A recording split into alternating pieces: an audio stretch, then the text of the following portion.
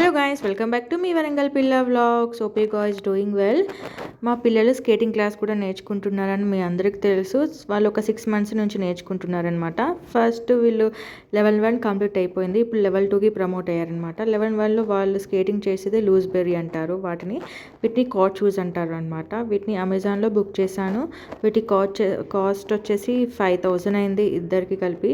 వీళ్ళు ఒక 10 days నుంచి ఈగర్గా వెయిట్ చేస్తున్నారనమాట. షూస్ ఎప్పుడు వస్తాయి, ఎప్పుడు ప్రాక్టీస్ చేస్తామని. సో మొత్తానికి వచ్చేసాయి. పిల్లలైతే చాలా అంటే చాలా హ్యాపీగా ఉన్నారు.